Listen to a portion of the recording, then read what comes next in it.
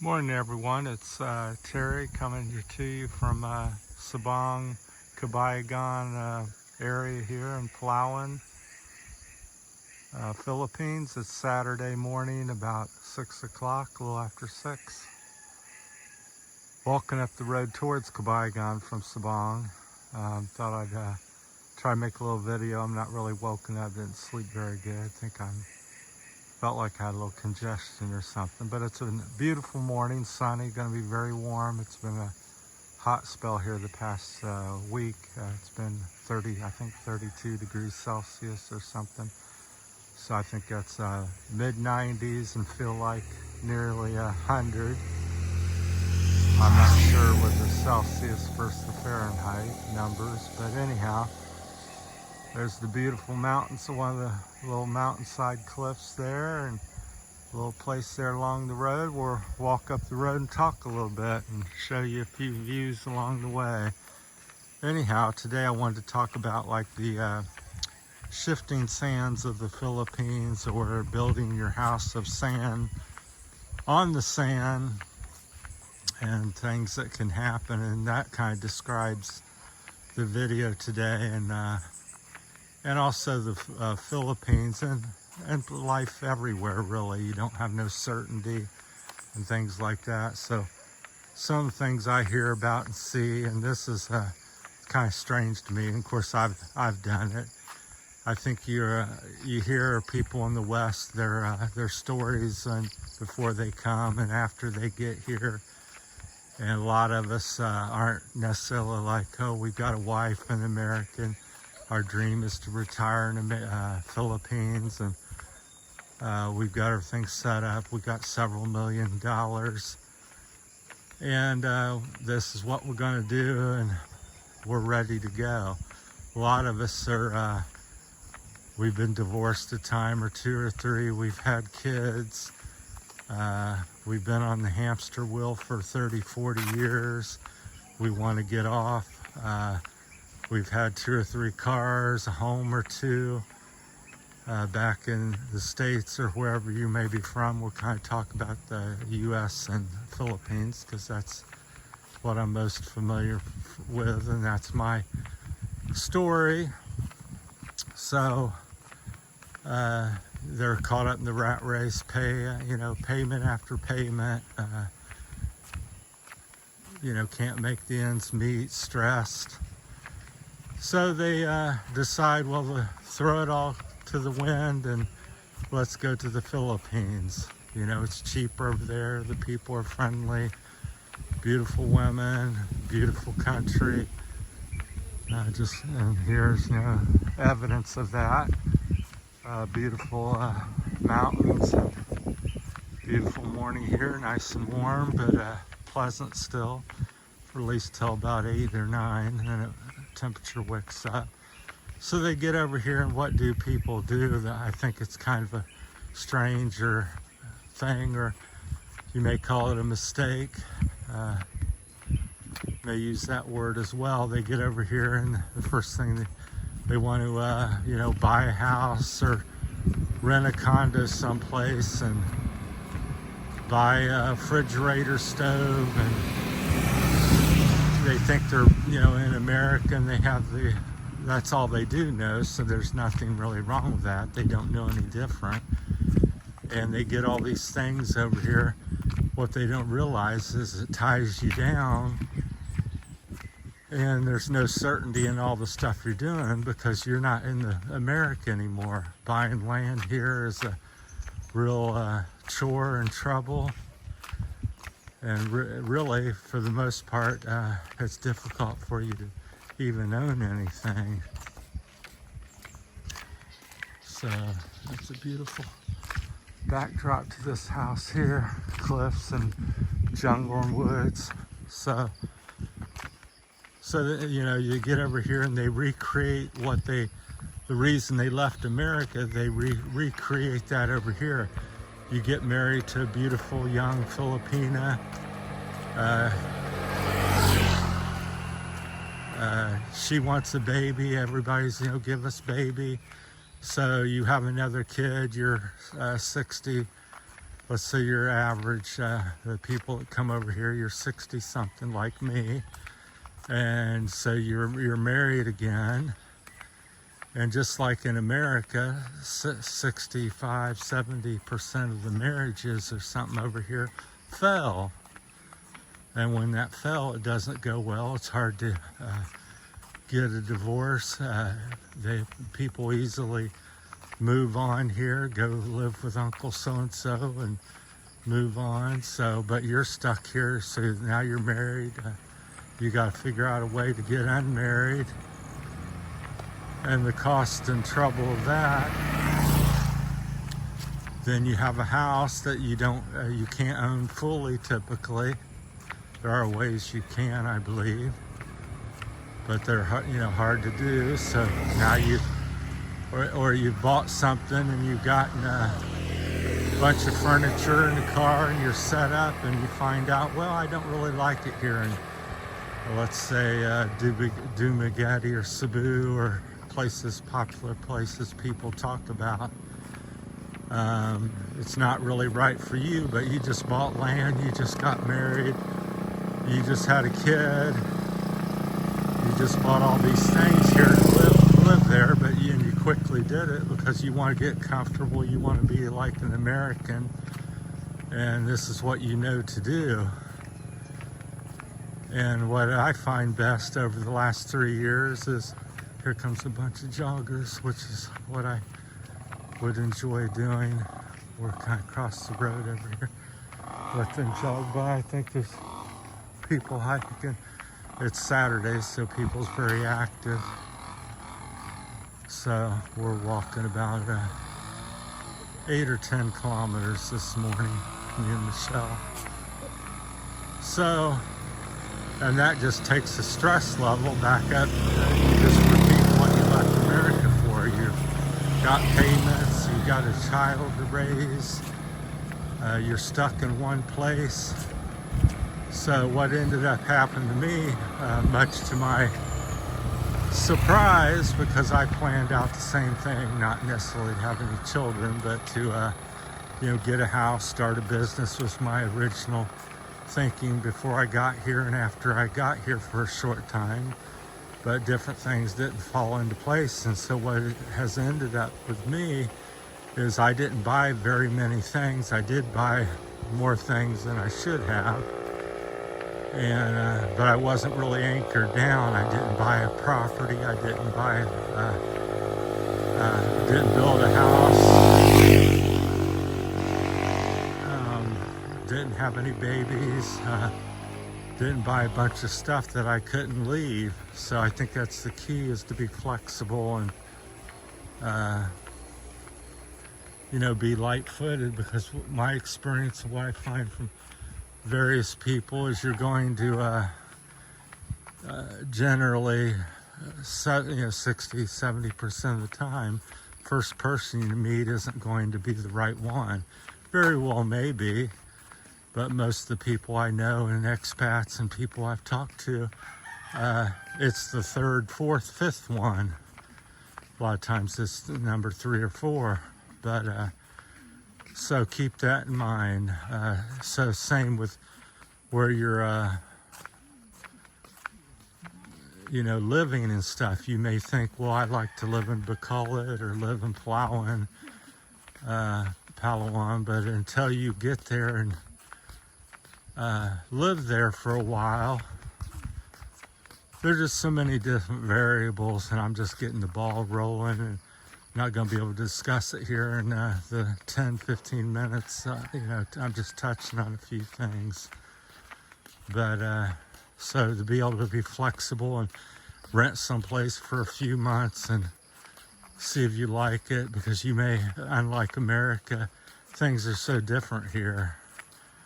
And you may buy a house and think, oh, it's great, and you're stuck with that, and trying to sell it and recoup your money is very difficult. A lot of times you end up, it's not an investment, you end up losing money.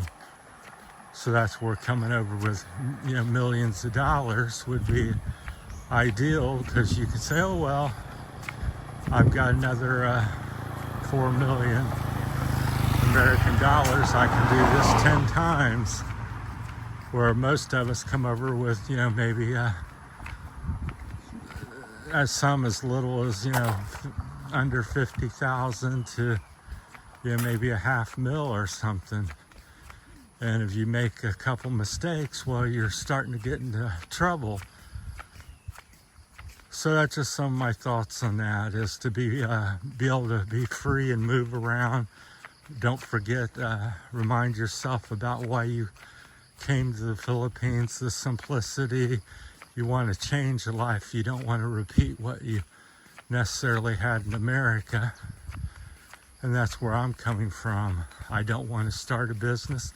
I don't want to be going to work today to try to make a few pesos. I don't want to have a property to where it's like this place is for sale, by the way, here along the road, signs covered that, but they've chopped it.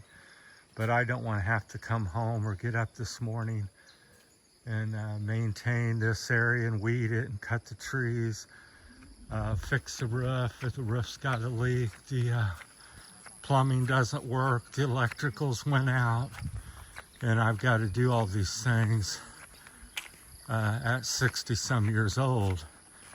Then also, one of the last little things I want to touch on is understand, along with all this other stuff, what time it is. And what I mean by that is, like, what age are you? And people say, well, many people live to be 80, 90. That's true, but many people are in the ground by 60, 70 years old as well.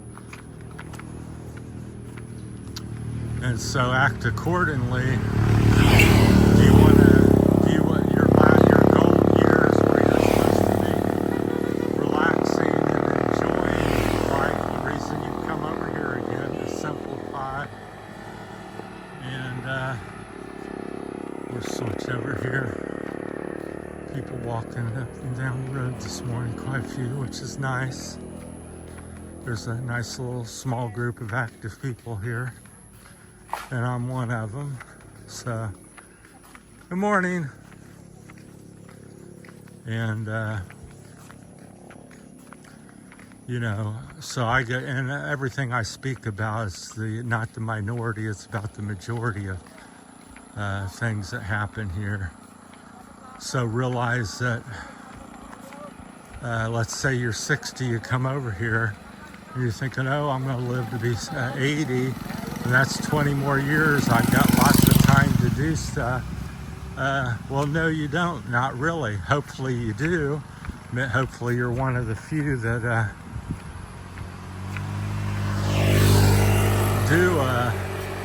do well and live long and have great health and able to run and jump and play into your 70s and 80s and so forth.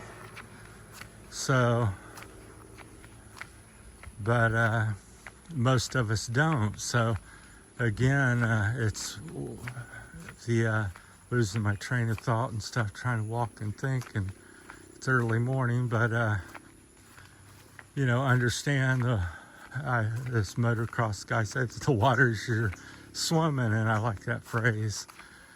You know, that you come over here and typically life starts changing in your mid 50s to mid 60s, and usually not for the best. Health and different issues come up, and so you're not able to get on the roof anymore and hammer or weed the garden or go swimming or ride a motorbike anymore like you did. It's not as safe. Your reflexes are slower. You've had some health issue. So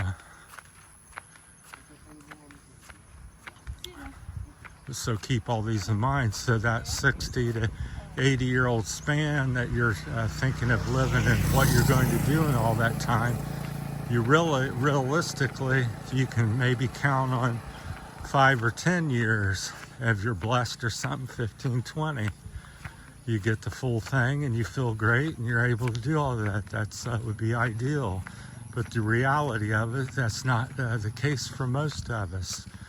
And my life, my own life, is a perfect example of that. So, people going into town on their trike, which is like the little work truck here in the Philippines. Morning.